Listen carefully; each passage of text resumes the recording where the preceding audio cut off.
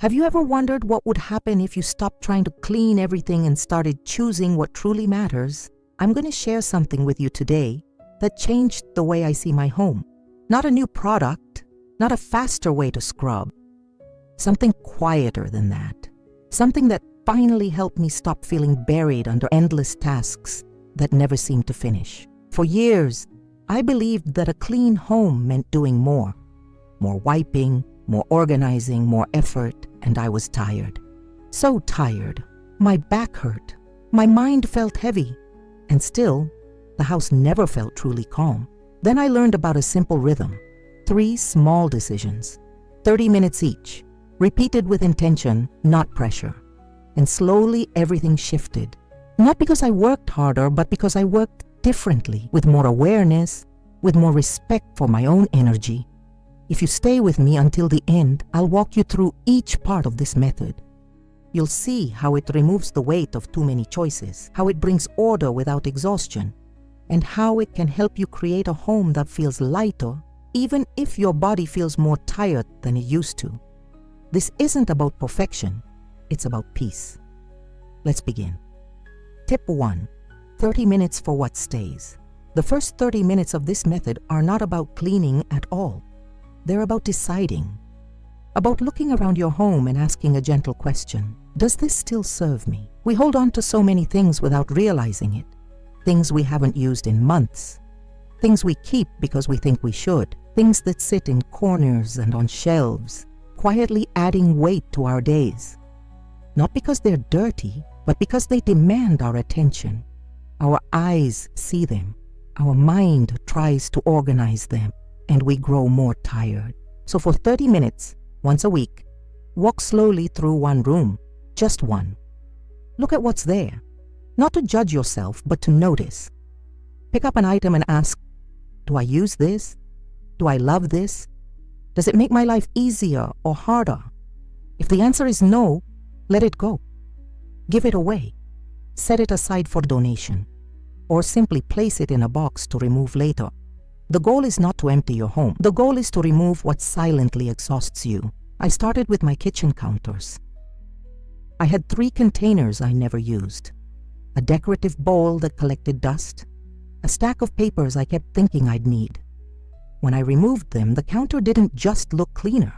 It felt easier, lighter. I could see the surface clearly. I could move without shifting things out of the way. This first step is about creating space, not empty space. Breathing space. The kind that lets you rest your eyes and your mind when you walk into a room. 30 minutes, one room. What stays and what no longer needs to. Tip 2. 30 minutes for what moves. The second 30 minutes are about flow. About making sure that everything in your home has a place it returns to. Not a perfect place, just a clear one. When things don't have a home, they wander. They sit on tables, they pile on chairs, they collect in corners. And each time you see them, your mind has to work. Where does this go? What should I do with it? The questions are small, but they add up. They drain you without you realizing it. So during this second half hour once a week, focus on one type of item. Pens, keys, towels, mail, cups. Choose something that tends to scatter through your home. Gather all of them, bring them to one place, and decide where they will live from now on. For me, it was cups. I would find them everywhere. On the bedside table, on the coffee table, on the windowsill. I wasn't lazy. I was just moving through my day, and cups followed me. So I chose one small tray. I placed it on the kitchen counter, and I made a quiet agreement with myself. Cups return here, not immediately, not perfectly, but at the end of each day, they come back. Now when I walk through my home, I don't see cups scattered like small reminders of unfinished tasks. I see clear surfaces, and my mind feels clearer too. This step isn't about being strict with yourself. It's about being kind. You're not creating more rules. You're removing small decisions that nobody needs to make over and over again. You're letting things rest, so you can rest too. 30 minutes, one category of items. Give them a home, so they stop wandering. Tip 3. 30 minutes for what stays clean. The third 30 minutes are different. This is where you care for what you've already simplified. Not deep cleaning, not scrubbing. Just a gentle maintenance that keeps the peace you've created. After you've removed what weighs you down, and after you've given things a clear place to return, you'll notice something. Your home doesn't get messy as quickly. It doesn't feel overwhelming anymore. And that means the care it needs becomes softer, lighter, almost easy. So once a week, spend 30 minutes keeping things as they are. Walk through your main living spaces, smooth a blanket, return a few items to their places, wipe down one surface that you use often. Not because it's dirty, but because it feels good to touch something clean. I usually do this on Saturday mornings. I move slowly. I don't rush. I don't try to do everything. I just walk through the rooms where I spend my time, and I tend to them the way you'd tend to a small garden. A little attention here, a little care there, enough to keep things growing well. This step protects the work you've already done. It keeps the calm from slipping away. And because you're no longer surrounded by clutter or confusion, it doesn't take much effort. Just 30 minutes, just presence. You're not maintaining a perfect home. You're maintaining a peaceful one. Homes are different all over the world, yet calm feels the same everywhere. From which part of the world are you watching this? I'd love to read your comment. Your comment helps this community grow. And if this way of thinking is helping you so far, take a moment to subscribe to the channel and activate the notifications so you don't miss the next videos. Tip 4. The method follows your energy, not a schedule. Here's something important. This method isn't meant to be rigid. It's meant to bend with your life, with your body, with your energy on any given day. Some weeks, you'll have strength for all 3 steps. Other weeks, you may only manage one. And that's not failure. That's wisdom. That's listening to yourself instead of pushing through exhaustion. I learned this the hard way. At first, I tried to do all 90 minutes in one day. I thought that's what discipline meant. But I felt drained, resentful. The method started to feel like pressure, and pressure is exactly what I was trying to escape. So I softened. Some weeks, I do the 30 minutes for deciding on Monday, the 30 minutes for organizing on Wednesday, the 30 minutes for maintaining on Saturday. Other weeks, I do them all on Sunday afternoon while listening to soft music. And some weeks, I only do one step, just one, and I let that be enough. The method works because it removes the need to do everything at once. It breaks care into pieces small enough to hold. And it trusts you to know what you can carry on any given day. Your home doesn't need you to be strong all the time. It needs you to be consistent when you can, and gentle with yourself when you can't. Listen to your body. Follow your energy. The method will wait for you. Tip 5. It prevents the avalanche of overwhelm. One of the hardest things about keeping a home is the way small messes grow into big ones. A few dishes become a full sink. A pile of mail becomes a mountain. A cluttered corner becomes a room you avoid. And when that happens, we freeze. We feel defeated before we even begin. We look at the mess and think, I can't. And so we don't. And it grows larger, and we grow more tired. This method stops that cycle, because you're never letting things pile up long enough to become unbearable. You're tending to your home in small, steady rhythms, removing what doesn't serve you, returning what does, caring for what remains.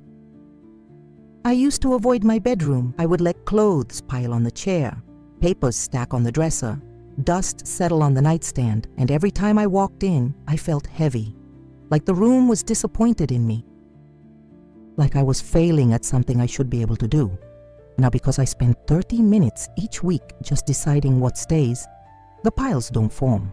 Because I spend 30 minutes giving things a home, the surfaces stay clear. And because I spend 30 minutes maintaining the peace, the room feels like a place I want to be. The avalanche doesn't come anymore, because I'm not letting the snow pile up.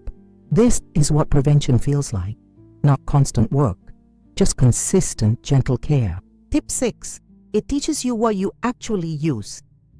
Something beautiful happens when you start removing what you don't need and organizing what you do. You begin to see your life more clearly. you begin to understand what truly serves you. Most of us own far more than we use. We keep things just in case. We hold on to gifts we never liked. We store items we think we should want, even though we reach past them every single day. But when you spend 30 minutes a week deciding what stays, you start to notice patterns. You realize you only use 2 of your 6 wooden spoons. You see that you never reach for that heavy pot. You notice that certain clothes hang untouched for months, while others are worn and washed on repeat. And slowly, you stop keeping things out of guilt or obligation. You keep what helps you, what comforts you, what makes your daily life easier. I had 7 coffee mugs. I used 2. Always the same 2. They fit my hand well. They felt good to hold. The other 5 just took up space in the cabinet, making it harder to reach the ones I actually wanted. So I removed them. I gave them away. And now when I open the cabinet, I see exactly what I need. No choices, no clutter, just clarity. This method doesn't just organize your home. It organizes your relationship with your belongings. It shows you what matters, and it gives you permission to let go of the rest. Tip 7. It respects your age and your body. Let me say this gently. You are not the same person you were 20 years ago. Your body has changed. Your energy has changed. And the way you care for your home needs to change too. This method was made for people like us. People who can no longer spend hours scrubbing and lifting and bending. People who need to work smarter, not harder. People who deserve a home that feels good without demanding everything we have. 30 minutes is manageable, even on a tired day. Even when your knees ache or your back is stiff. You can sit while you decide what to keep. You can move slowly while you organize.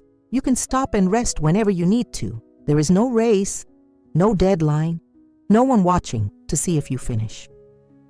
I used to feel ashamed that I couldn't clean the way I used to. I would see younger people moving quickly through their homes, and I felt slow, weak, like I was failing at something simple, but I wasn't failing. I was just using an approach that didn't fit my body anymore. Now I move at my own pace. I take breaks. I sit when I need to. And I still have a home that feels peaceful. Because peace doesn't come from speed. It comes from intention. This method honors where you are right now. It doesn't ask you to be someone you're not. It works with your body, not against it. Tip 8. It creates predictable order. One of the most exhausting parts of keeping a home is the unpredictability. You never know when the mess will return. You never know how long the calm will last. You clean, and then 2 days later, it's as if you did nothing at all. This method gives you something rare, predictable order. Because you're working in steady rhythms, your home stays in a consistent state. Not perfect, not spotless, but manageable, peaceful enough. You begin to trust that your home won't spiral out of control. You know that even if things get a little messy during the week, your 30-minute sessions will bring them back to center. You stop feeling anxious every time you walk through the door. You stop bracing yourself for chaos. I used to wake up on weekends with a knot in my stomach, knowing I had to face the mess. Now I wake up knowing exactly what I'll do. 30 minutes to decide, 30 minutes to organize, 30 minutes to maintain, and then I'm done. The house feels calm. I feel calm. And I can spend the rest of my day resting or doing something I actually enjoy. Predictability is a gift, especially as we get older, especially when our energy is limited. We need to know what to expect. We need to know that we can handle it. This method gives you that. Tip 9. It teaches the people you live with. If you live with others, whether a partner, family, or guests who visit often, this method teaches them something important without you having to nag or explain endlessly. It teaches them that everything has a place, that care is shared, that the home is everyone's responsibility. When things have a clear home, people naturally start returning them there. Not because you asked, not because you reminded them, but because the system makes sense. It's easy to follow. It doesn't require thinking. I stopped asking my husband to put things away. I just made sure those things had an obvious place to go. Keys go in the bowl by the door. Mail goes in the tray on the counter. Shoes go on the rack. not because of a rule, but because the rack is right there, easy to reach, easy to see. And slowly, he started doing it. Not perfectly, not every time, but more often. Because the method removed confusion. It removed decisions. It made the right choice, the easiest choice. If you live alone, this still matters. Because you're teaching yourself. You're building a rhythm that your future self will thank you for. A rhythm that doesn't rely on willpower or memory. A rhythm that simply flows. Order isn't something you force. It's something you create space for. And when the space is clear, order comes naturally. Tip 10. It lets you enjoy your home again. Here's the truth I want you to hear. Your home should not feel like a burden. It should not feel like a constant reminder of what you haven't done. It should not make you tired just by looking at it. Your home should feel like a place you're happy to return to, a place that holds you gently, a place where you can rest. And this method, these 3 simple 30-minute rhythms, can give that back to you. When you're no longer surrounded by clutter, you see your home clearly. You see the light coming through the window. You notice the softness of a blanket. You feel the quiet.